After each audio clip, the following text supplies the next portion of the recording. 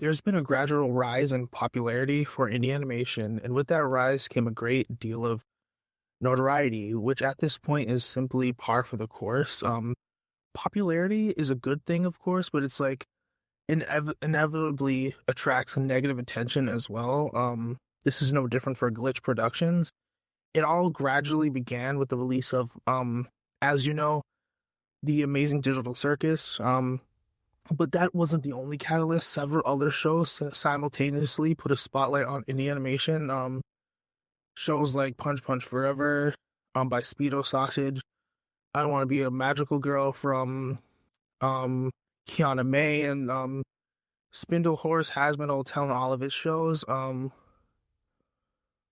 Before, I know for a lot of people, they didn't know what Glitch Productions even was before. They didn't know Murder Drones and the other shows that came before Amazing Digital Circus. So you may like this may be a hot take, but it's the truth. It's the facts that um Amazing Digital Circus put Glitch on the map. You can't deny it that. Um, so just to start this off, I'm a massive fan of animation. I go as far back as the C Unreal era. If you know, you know. Like I've been through the trenches when it comes to this industry, and then like when you fast forward to present day with like studios acquiring other studios, massive corporate mergers, AI taking up all of the jobs, and right now in like 2020, like in the recent like age, I generally feel like we finally arrived at a moment where like the fans have been demanding this for decades at this point. There have been so many hurdles and turbulent periods in animation history, and whenever the interest industry hit a wall, there was always a rallying cry. It was always the same thing of like, we animation needs to go indie. And then we're finally at the point, and all I can see online is a chorus of crybabies complaining. Mm, When Warner Brothers turned Cartoon Network into Teen Titans Go rerun machine, when Disney was canceling shows left and right, um, when Nickelodeon essentially stopped producing anything new and was shoveling its entire budget into SpongeBob, Fairly Odd Parents, and The Loud House, response was always the same thing of things need to go indie. And things are so bad, creators finally are fed up. And instead of pitching their ideas, their passion projects to major studios, they're self-funding crowdsourcing directly from fans or partnering with indie studios like Glitch. I don't think Glitch, I honestly, in my honest opinion, I don't think Glitch anticipated Amazing Digital Circus becoming the phenomenon it did. But because it exploded in popularity, they now have the funding to pursue ambitious projects across the board.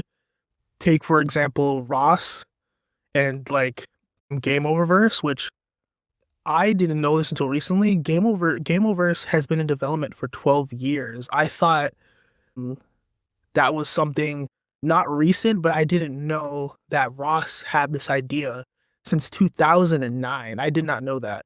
So for what felt like an eternity, it was in development for what felt like an eternity. And as a fan, I had reached the point where I genuinely wondered if it was ever going to see the light of day. But Glitch stepped in and is actively working with him to bring his passion project to life. That is something worth celebrating.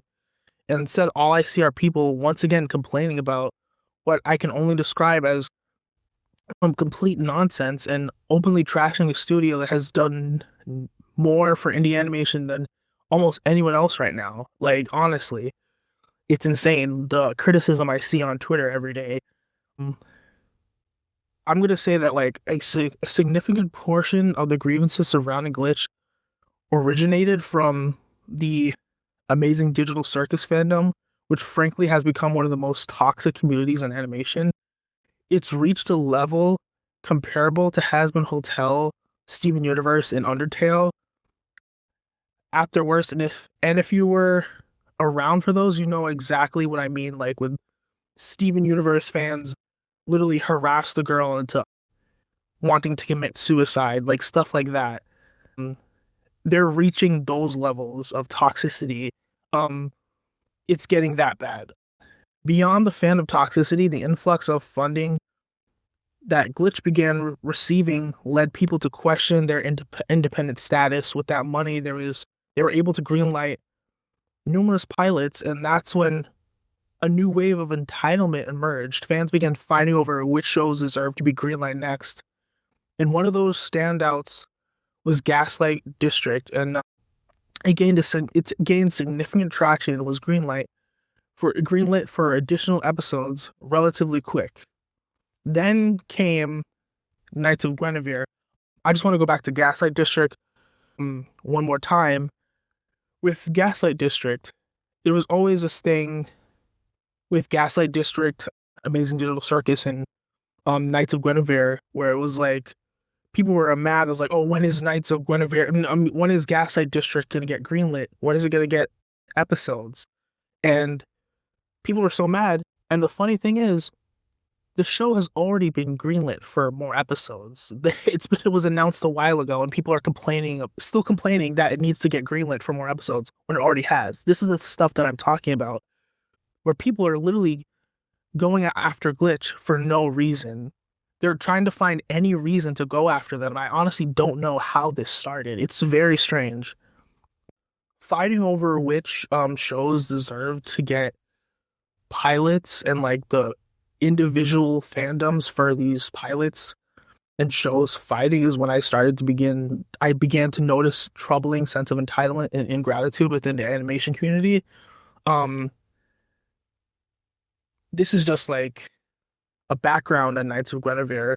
For people who don't know, Glitch collaborated with Dana Terrace, the creator of Owl House, and partner of Alex Hirsch, creator of Gravity Falls, two major names in animation. Her history with Disney could be its own lengthy discussion, but I'm just gonna leave it there because I don't want to go into that. So she was given the opportunity to develop this pilot, Knights of Guinevere, which surpassed like 1 million views very rapidly. Like as soon as it came out, it was like pretty quick that it was like, it was pretty big the minute like it was announced, and when the pilot came out, it was like huge skyrocket in views. Everyone would assumed it would be greenlit immediately because of that. And it wasn't a lot, so at least not right away, and people lost their minds.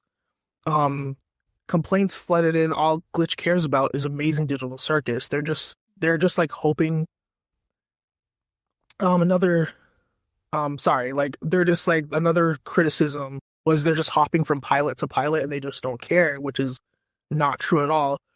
This sentiment intensified with Gameoverse, and when it received its pilot, people got really angry that like what's gonna happen to Knights of Guinevere. And then finally Knights of Guinevere eventually was greenlit.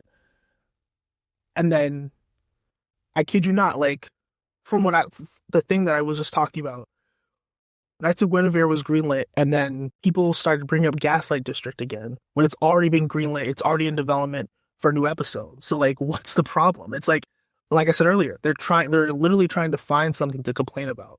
They don't know what they want, and they're just like constantly trying to find something to complain about to pin Glitch down to a wall.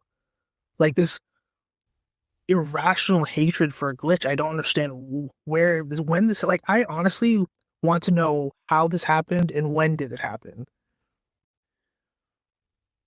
And then I have to talk about this as well. There's the situation with Gooseworks and Amazing Digital Circus. The fandom turned on her over the show's writing to such a degree that she was driven offline. She did come back, but addressed it publicly that it was like she left for her mental health, and she didn't like really talk about. This is a speculation, but I truly believe it was because of the toxic response that she was receiving, and that's why she had to take a break. So that's honestly, but while that may not have been like the sole factor, there's like little doubt that there's like little doubt that the relentless fan harassment played a significant role in her like leaving the internet for a bit. She's back now, and then yeah, it's insane.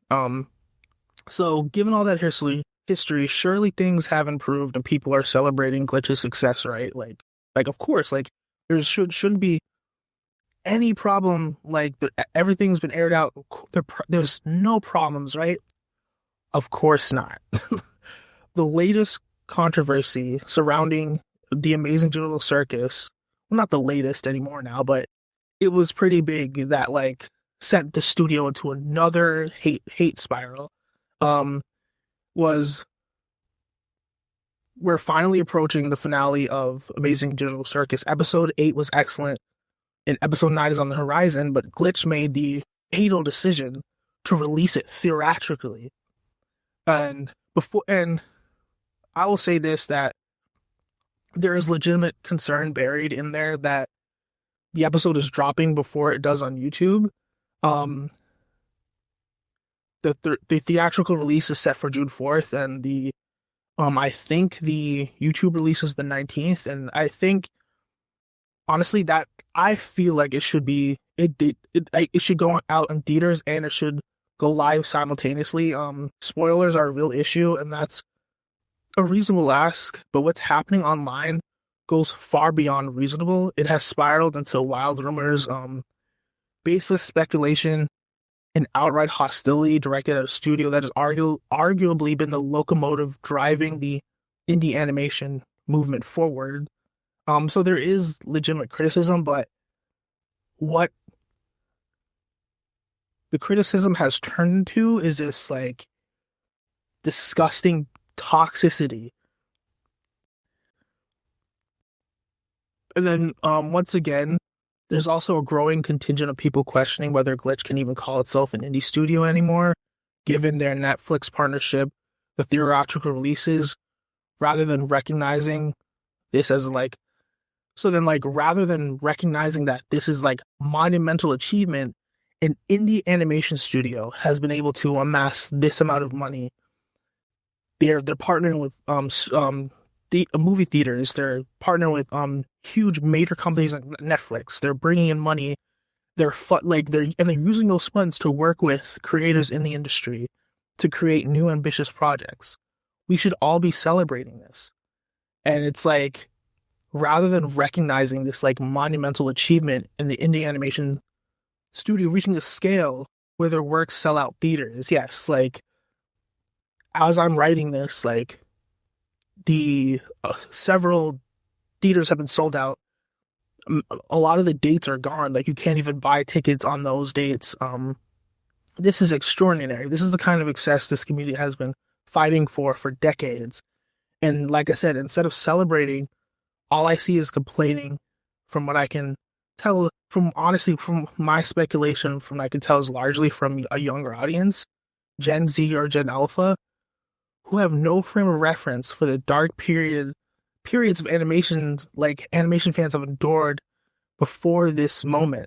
They don't understand the labor and financial risk or the sheer like perseverance that goes into independent animation. We spent decades begging for indie animation to become a viable path, and it's looking like it finally is.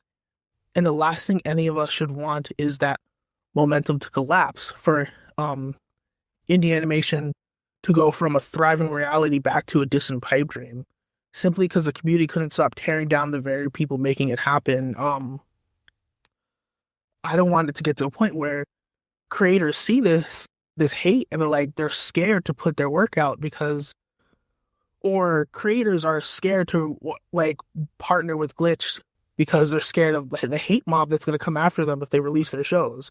Like, there has to at a certain point there has to be a stop. I love animation. Like, we're finally at a good point right now where creators can dictate what they want to do with their stories instead of selling off the rights of their passion projects, and then they get canceled and then that's it.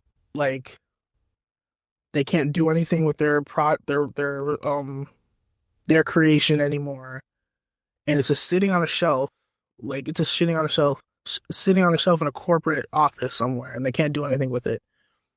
Um, we should never go back to that, and I hope we don't. Um, if you enjoyed me yapping, thanks for making it this far. If you enjoyed me yapping, follow me. Um, with all that being said, like hopefully nothing else bad happens. Like I truly hope nothing bad happens. Like going forward, hopefully Glitch doesn't have any like big controversies, and that's like my hope for the rest of the year and like for the future. Bye.